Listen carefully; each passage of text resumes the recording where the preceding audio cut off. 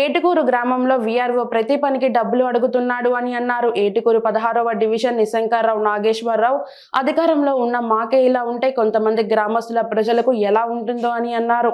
VRO ప్రజలకు అందుబాటులో ఉండడని, ఆడంగల్ pass పుస్తకాలు పెట్టుకోవాలన్న పని చేయకుండా తిప్పుతున్నాడు అని అన్నారు. మా ఊర్లో సచివాలయం ఉన్న బుడంపాడు సచివాలయానికి పంపిస్తున్నారు. వీఆర్ఓపై కలెక్టర్కి ఫిర్యాదు చేసేందుకు సిద్ధం. నా పొలానికి నాకు నోటీస్ ఇవ్వకుండా నా పొలం చుట్టూ కంచె వేశారు. 2 ఎకరాల 40 సెంట్ల బీడు భూమిగా అయిపోయిందని అన్నారు. ఏటుకూరు గ్రామం 16వ డివిజన్ కొత్తగా మున్సిపాలిటీలో జాయిన్ ఏరియా అయితే వీఆర్ఓ గారు ఇప్పుడు వచ్చి 2 సంవత్సరాలు అవుతుంది. అతను మాకు అందుబాటులో ఉండడు. మాకు ఏదైనా పని కావాలి అంటే ఎంఆర్ఓ గారి చుట్టూ తిరగాల, ఆడకెళ్తే ఇదిగో అదిగో అని చెప్పి అంటాడు. తర్వాత మేము విషయం తన దృష్టికి తీసుకెళ్ళిన తర్వాత అడంగులు పెట్టాలన్నా, 1B పెట్టాలన్నా, పాస్ పుస్తకాలు పెట్టాలన్నా బుడంపాడు సచివాలయానికి వెళ్ళమంటాడు. అలా ఓ 10 రోజులు 15 రోజులు తిప్పుతాడు. తిప్పిన తర్వాత మాకు సమస్య అనేది క్లియర్ అవుతుంది. తిరిగిన తర్వాత మధ్యలో ఎవరో ఒకరు రాయబారం పంపించి మీ పొలం 2 కోట్లు ఉంది, 3 కోట్లు ఉంది, మీరు ఎంతో కొంత ఇచ్చి పని చేయించుకోవచ్చు కదా, ఇన్నిసార్లు మీరు ఎందుకు తిరుగుతారని చెప్పి మమ్మల్ని ఇబ్బంది పెడుతున్నారు రైతు వారికి అందరినీ. ఈరోజు వాడికి మా ఏటుకూరు గ్రామంకి వచ్చి అతను చేసింది ఏం లేదు. నిన్న కూడా మా ఏటుకూరు గ్రామంలో ఒక లేడీ మరణం జరిగితే మేము పోలీసు వారు వచ్చి అతను నెంబర్ అడిగితే నెంబర్ ఇచ్చాం. అతను రాలా. ఊళ్ళో సచివాలయంలో ఉన్న వీఆర్ఓని పంపించారు. లేడీ ఆమె 7:30-8 గంటలకు వచ్చారు. కాదని అంటలా. ఎక్కడికి వెళ్ళినా మేము వెళ్ళాలంటే సచివాలయానికి మా ఊళ్ళో సచివాలయంగా ఉండంగా మేము బుడంపాడు వెళ్ళాల్సిన పని లేదు కదా, మా సచివాలయంలో పెట్టుకోవాలి కదా. సచివాలయంలో పెట్టుకోకుండా 10 రోజులు తిరిగిన తర్వాత మమ్మల్ని అమౌంట్ డిమాండ్ చేస్తున్నాడు. మేము తిరిగి ఇసుకుపోయి చేస్తే అతను అమౌంట్ మాట్లాడుకొని పని చేస్తానికి సిద్ధపడుతున్నాడు. కనుక ఈ విషయం పై ఆఫీసుల దృష్టికి తీసుకెళ్లాలనే ఉద్దేశంతో మేము కలెక్టర్ గారికి కానీ, జాయింట్ కలెక్టర్ గారికి కానీ, ఆర్డీఓ గారికి కానీ, డిఆర్ గారికి కానీ, ఎంఆర్ఓ గారి దృష్టికి తీసుకెళ్దామనే ఉద్దేశంతో మేము ఈ ప్రెస్ మీట్ పెడతాం జరిగింది. లేకపోతే చేయడు. పేరు స్వామి. ఇప్పుడు వచ్చి అతను దగ్గర సంవత్సరం నుంచి 2 సంవత్సరాలు అవుతుంది.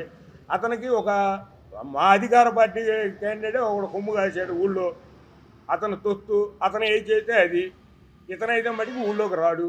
2 ఇప్పుడు ఏడో కాదు, నాదే ఉన్నాయి అధికార పార్టీలో ఉన్నా. నేను గుడి ధర్మకర్తని. నాదే 1/2 ఎకరం పొలం 56/Aలో సర్వే నెంబర్లో 1/2 ఎకరం పొలం ఉంది.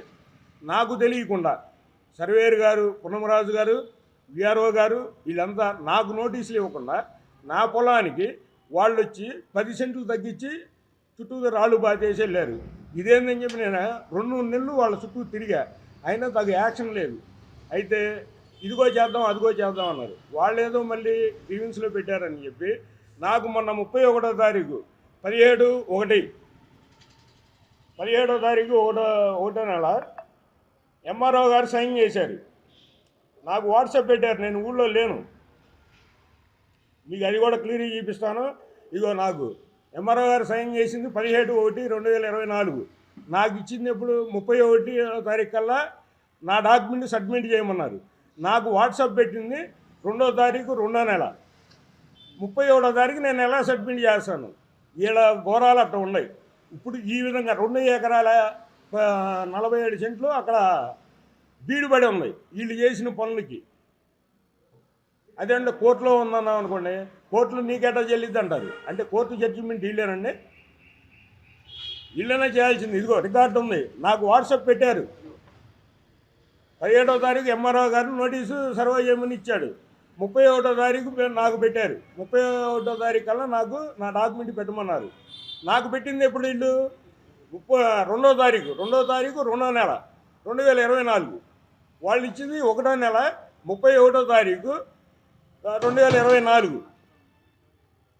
నాకు నేను 31వ తారీఖు జనవరి 31వ తారీఖు నేను ఎలా సబ్మిట్ చేయగలుగుతాను? దానికి ఇట్లా తప్పుడు నోటీసులు ఇచ్చి మమ్మల్ని ఇబ్బంది పెట్టి వాళ్ళ దగ్గర డబ్బులు తీసుకొని వీఆర్ఓ గారు కానీ, సర్వేయర్ గారు కానీ వీళ్ళంతా ఈ విధంగా ఇబ్బంది పడుతున్నారు.